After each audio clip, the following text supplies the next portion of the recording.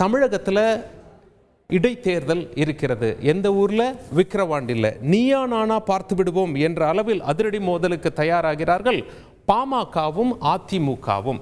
சரி, மோதல் எங்கே அப்படிங்கிறது உங்களுக்கு தெரியும். விழுப்புரம் மாவட்டத்தில் விக்கிரவாண்டியில் இடைத்தேர்தல் நடக்கிறது. ஏன் என்றால் ஏற்கனவே திமுகவின் எம்எல்ஏவாக இருந்த புகழேந்தி அவர்கள் மறைந்ததை அடுத்து 2021 நடந்த சட்டமன்ற தேர்தல் அவர் தான் தேர்வாகினார்.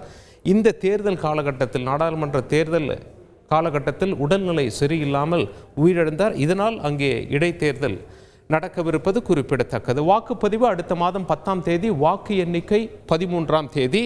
4 முனை போட்டி. யார் யார் களத்தில் இருக்காங்க அப்படின்னு சொல்லி பார்த்துருவோம். முதல்ல எங்கேயுமே ஒரு தேர்தல் நடந்தால் அது ஆளும் கட்சிக்கு, குறிப்பாக இடைத்தேர்தல் நடந்தால் அது ஆளும் கட்சிக்கு சாதகமாகவே பெரும்பாலான இடத்தில் அமைகிறது. ஏன் அப்படின்னா மக்களுடைய மனநிலை எப்படி இருக்குன்னா, இந்த தொகுதியில் ஆளும் கட்சியை சேர்ந்த ஒரு எம்எல்ஏவை நாம் தேர்வு செய்தால் ஆளும் கட்சி செய்கிற நல்லதெல்லாம் இந்த தொகுதிக்கும் கிடைக்கும், இந்த தொகுதியை கைவிட்டு விட மாட்டார்கள் என்ற நம்பிக்கையில் மக்களுடைய மனநிலை அப்படி இருக்கு. யார் ஆளும் கட்சி என்றாலும் இடைத்தேர்தல் வந்தால் வாக்களிக்கலாம். அதே நேரத்தில் மக்கள் அதீத கோபத்தில் இருந்தால் அந்த இடைத்தேர்தலில் வெளிக்காட்டி விடுவார்கள். அது ஆளும் கட்சிக்கு ஒரு எச்சரிக்கையாகவும் அமைந்து விட்டிருக்கிறது சில தேர்தலில். அதனால் இந்த இடைத்தேர்தல்களில் ஆளும் கட்சி மிக உன்னிப்பாக வேலை செய்யும், இதை வென்றெடுக்க வேண்டும் என்று, அல்லது அரசுக்கு எதிராக போடப்பட்ட வாக்காக அது பிரதிபலிக்கப்படும். எதிர்கட்சிகளும் என்ன செய்வாங்க அப்படின்னா, நம்மளுடைய வாக்கு வங்கியே இங்கே நிரூபித்து காட்ட வேண்டும், நமக்கும் மக்களிடையே செல்வாக்கு இருக்கிறது என்பதை நாம் நிரூபிக்கும் தருணம் இது.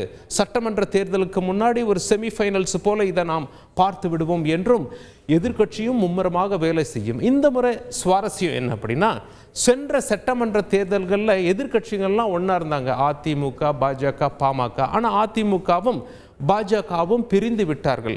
பாஜக என்ன சொல்கிறாங்க, தமிழகத்தில் 2வது பெரிய கட்சி நாங்கள் தான் என்கிறார்கள். அதிமுக என்ன சொல்கிறாங்க, 2வது கட்சி நாங்கள் தான். வாக்குப்பதிவை எடுத்து பாருங்கள், வரலாற்றை எடுத்து பாருங்கள், நிகழ்காலத்தை எடுத்து பாருங்கள் என்று அதிமுக சொல்கிறார்கள். இந்த நிலையில தான் இடைத்தேர்தல் வருவதை நாம் நன்கு புரிந்து கொள்ள வேண்டும். சரி, இடைத்தேர்தலை பொறுத்த வரைக்கும் பாஜகவும் பாமகவும் ஏற்கனவே கூட்டணியில் இருக்காங்க. பாமக சொல்லிட்டாங்க, இதில் நாங்கள் போட்டியிட அதிக வாய்ப்பு அப்படின்னு சொல்லி, எப்படியும் பாமக தான் வேட்பாளரை அறிவிப்பார்கள் என்று தெரிகிறது. இது சட்டமன்ற தேர்தல், அதனால் பாஜக மும்முரம் காட்டாது என்று அரசியல் வட்டாரங்களில் சொல்லப்படுகிறது. பாமகவிற்கே விட்டு கொடுத்துவிடும், பாமக தான் வேட்பாளரை களத்தில் இறக்குவார்கள், பாமகவிற்கும் அங்கே ஒரு கணிசமான வாக்கு வங்கி இருக்கிறது என்று. இதையெல்லாம் வைத்து பார்க்கும் பொழுது 2வது இடம் யாருக்கு? பாஜக பாமக கூட்டணிக்கா அல்லது அதிமுக என்ற மிகப்பெரிய போட்டிக்கு 2 கட்சிகளும் தயாராகி வருவது குறிப்பிடத்தக்கது. சரி, எம்எல்ஏ பதவிக்கு இவர்கள் ஆசைப்படுவார்களா அல்லது 2வது இடத்திற்கா என்பதை பொறுத்திருந்து பார்க்க வேண்டும். ஏற்கனவே விக்கிரவாண்டியில் இப்போ இடைத்தேர்தல் நடக்குது இல்லையா? இதே போல் சென்ற முறை 2016 நாடாளுமன்ற தேர்தல்கள்லாம் நடந்து முடிந்தது. பிறகு 2019 ஒரு இடைத்தேர்தல் வந்ததுங்க. அப்பொழுது வேட்பாளர் மரணமடைந்த காரணத்தினால் அந்த இடைத்தேர்தல் வந்தது. அந்த இடைத்தேர்தலில் முடிவு எவ்வாறு அமைந்தது? அப்பொழுது ஆளும் கட்சி அதிமுக என்பதை நாம் நினைவில் கொள்ள வேண்டும். முத்தமிழ் செல்வன் அதிமுக சார்பாக அமோக வெற்றி பெற்றார். திமுக சார்பாக புகழேந்தி தோல்வியடைந்தார். வாக்கு வித்தியாசம் பாருங்க, 60% வாக்கு அதிமுகவுக்கு, 36% வாக்கு திமுகவிற்கு. இதே 2 வேட்பாளர் அடுத்து வரக்கூடிய 2021 வந்த சட்டமன்ற தேர்தலில் மோதி பார்த்தார்கள். அப்பொழுது திமுகவுக்கு சாதகமாக இருந்த சமயம், திமுக ஆட்சி அமைக்கும் என்ற சமயத்தில் மக்கள் திமுகவுக்கு வாக்களித்து விட்டார்கள். திமுக வேட்பாளர் புகழேந்தி 49% வாக்குகள் பெற்று வித்தியாசம் அங்கே வெற்றி பெற்றார். அதிமுகவின் முத்தமிழ் செல்வன் 44% வாக்குகளை பெற்று தோல்வியடைந்தால் வாக்கு வித்தியாசம் சுமார் 10,000 தான் அப்படின்னு நாம் சொல்ல வேண்டும். நாம் தமிழர் கட்சி 4% வாக்குகளை வாங்கியிருக்கிறது, அமமுக 2% வாக்குகளை வாங்கியிருக்கிறது. அப்பொழுது அதிமுக என்று நாம் சொல்லும் பொழுது பாமக பாஜக கூட்டணியை உள்ளடக்கியது. ஆனால் இப்பொழுது பிரிந்து தேர்தலை சந்திப்பதால் அதிமுக எத்தனை ஓட்டு வாங்க போறாங்க, பாஜக பாமக கூட்டணி எத்தனை ஓட்டு வாங்க போறாங்க என்பதை நாம் பார்க்க வேண்டியிருக்கும்.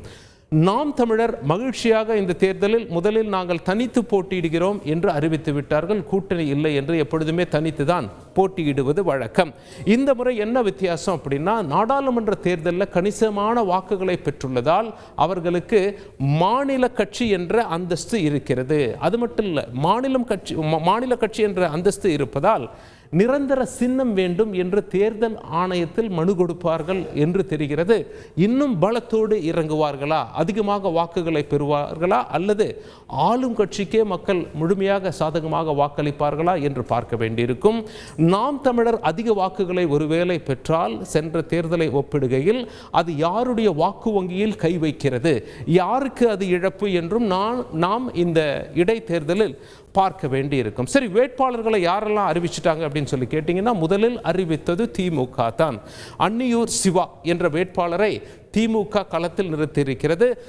அதிமுக, பாமக, நாம் தமிழர் கட்சி யாரை நிறுத்தப் போகிறது என்பதை நாம் பார்க்க வேண்டி இருக்கும். இந்த முறை நடந்த நாடாளுமன்ற தேர்தலில் விழுப்புரம் மாவட்டத்தில் குறிப்பாக விக்கிரவாண்டி தொகுதியில், அந்த குறிப்பிட்ட தொகுதியில் யாருக்கு அதிக வாக்கு கிடைத்திருக்கு என்பதை நீங்கள் நன்கு பார்க்கலாம். திமுக கூட்டணிக்கு அதிக வாக்குகள் கிடைத்திருப்பது குறிப்பிடத்தக்கது. மக்களவை தேர்தலில் இது, இடைத்தேர்தலில் மக்கள் எவ்வாறு வாக்களிக்கவிருக்கிறார்கள் என்பதை நாம் பார்க்க வேண்டி இருக்கும். செய்திகளை உடனுக்குடன் தெரிந்து கொள்ள உடனே சப்ஸ்கிரைப் பண்ணுங்க.